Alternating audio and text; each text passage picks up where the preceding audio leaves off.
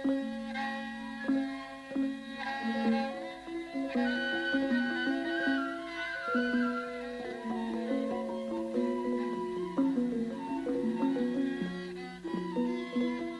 pertanyaan akhir dari beberapa teman-teman. Kenapa Romo Prabu Brawijaya lebih memilih masuk Islam, sedangkan yang menuntun dia kan yang Sabdo Palon? Itu sebenarnya sebagai bentuk kompromi dengan pertimbangan agar supaya anak keturunannya tidak terjadi pertumpahan darah di saat itu. Jadi itu sebagai titik tengah atau jalan tengah. Karena kalau Brawijaya 5 itu tetap mempertahankan yang agama lama, sementara ada yang anak yang lain di agama yang baru, dan nanti akan dilihat ke depan itu nanti akan terjadi pertumpahan darah. Dan ketika pertumpahan darah terjadi antar dua kubu, dua beda keyakinan, itu akan menyemai dendam kesumat yang mungkin tidak akan selesai mungkin selama 1000 tahun ke depan. Maka Prabu Brawijaya lebih memilih, dan itu pun oleh Eyang Sabdo Palon dan Naya Genggong itu di Prabu Brawijaya 5 itu diberikan penjelasan lebih dalam lagi bahwa tindakanmu itu memang untuk mencegah terjadi pertumpahan darah, tetapi bukan tanpa konsekuensi. Konsekuensinya kamu melindungi anak turunmu, waktu itu ya keluarganya, tetapi di sisi lain itu ya mungkin dianggap sebagai mengkhianati alam semesta. Maka itu harus dibayar. Selama 500 tahun lebih sedikit, Indonesia akan banyak dijajah oleh negara lain, bahkan oleh bangsanya sendiri. Akan terjadi hujan salah mongso, musim kemarau, musim panas yang bisa lebih panjang, kemarau lebih panjang, terjadi paceklik.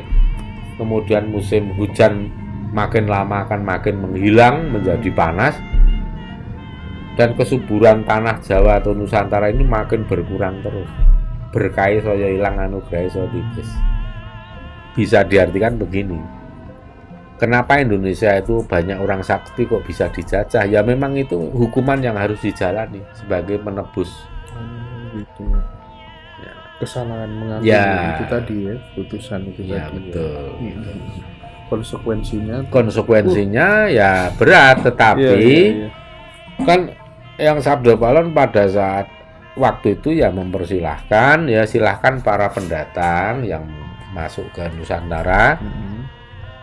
Kalian mau pakai agama apapun silahkan, tetapi hormatilah orang Jawa, hormatilah Nusantara, atau bisa dikiaskan hormatilah tuan rumah. Jangan sampai tamu bagekake sing duwe omah.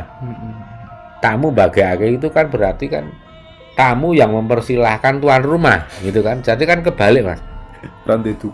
Tamu yang kemudian berlagak menjadi tuan rumah. Sedangkan tuan rumahnya sendiri, katakanlah orang Jawa, orang Nusantara ini, malah diketiplake, diinjak-injak, dianggap kayak seolah pendatang yang sesat dan lain-lain. Nah, yang Sabdo Palon sudah ngendika, perjanjian kita ada batasannya atau ada definisinya.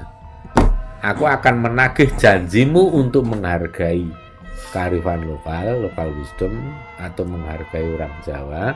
Aku akan menghargai kamu selama kamu masih bisa menghargai orang Jawa atau kearifan lokal.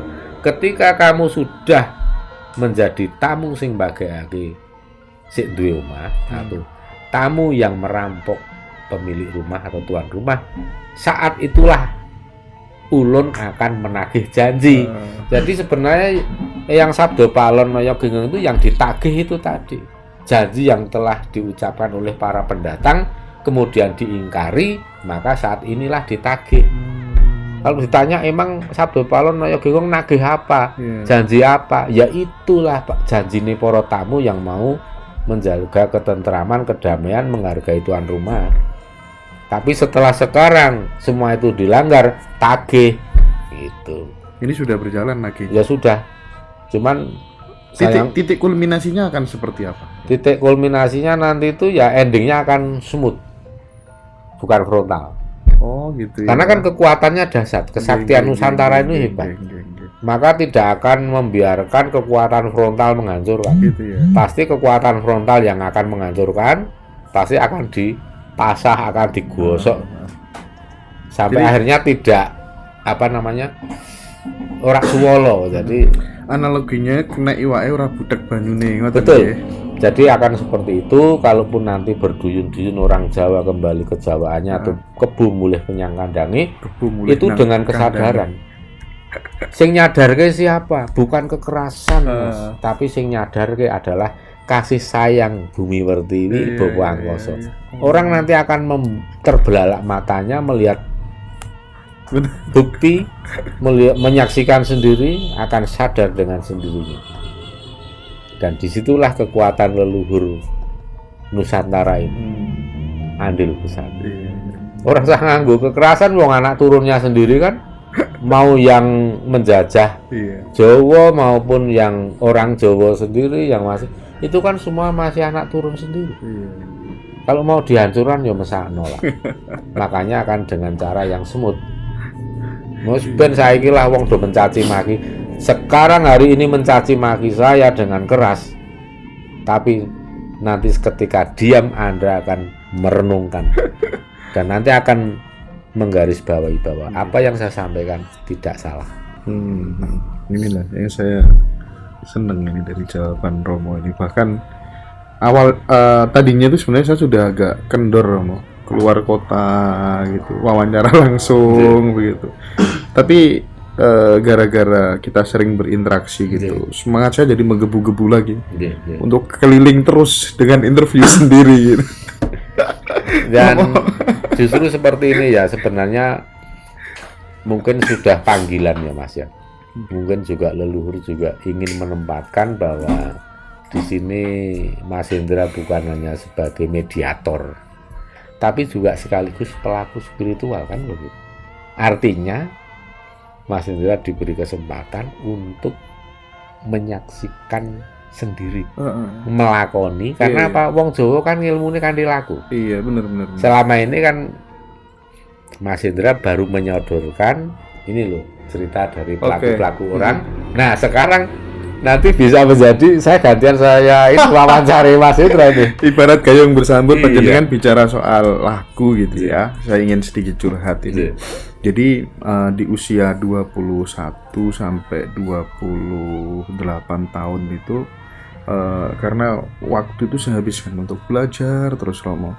Dengan laku kungkum, dengan laku mutih ya.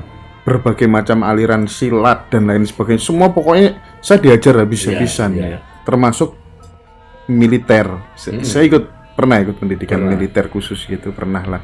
Karena ada sesuatu hal gitu. Jadi hidup saya tuh sengsoro banget. Jadi kalau urusan apa sih Mas? Saya Senen Pon. Oh, Senen Pon. Ya. Oh, sama kayak. Nah, akhirnya gini Romo, laku itu yang menurut orang Kejawen kan mutih dan lain sebagainya. Itu waduh, saya dulu kenyang banget, bahkan lebih ekstrim gitu. Sambil cari uang, jualan, disuruh puasa bertahun-tahun begitu. Akhirnya saya ada kesadaran kalau kemudian laku itu hanya saya pahami seperti itu terus gunanya aku gawe wong liya kuwi apa? Manfaatnya itu apa gitu loh.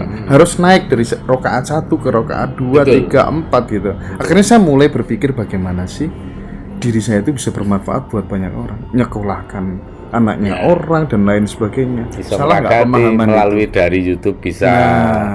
Pemahaman itu bagaimana? Menurut Romo bagaimana? Ya memang harus seperti itu. Karena ibaratnya orang hidup ini naik tangga. Dari anak tangga satu ke berikutnya. Jangan stagnan. Kalau orang masih menjalani tirakat atau laku prihatin yang itu targetnya untuk menggembleng diri sendiri, itu kan belum berguna untuk orang lain. Itu baru membangun fondasi. Padahal rumah itu tidak berhenti di fondasi, harus dilanjutkan sampai finishing, itu masih jauh Mas. Maka kalau di dalam serat Widatama yang laku tirakat seperti itu masih diarani atau masih disebutnya sebagai orang sing magang laku. Magang laku. Baru magang. Jadi sembahnya baru sembah, tahapnya sembah rogo. Padahal kan masih ada 3 sembah berikutnya. Masih ada Iya. sembah cipta, jiwa, rasa. Nah itu. Oke. Iya, semakin mantap saya sekarang. Dan dharma itu sudah meningkatnya udah itu tadi. Enggak. Itu tadi yang 10 pedoman Iya, itu udah mulai dari yang paling atas itu tadi.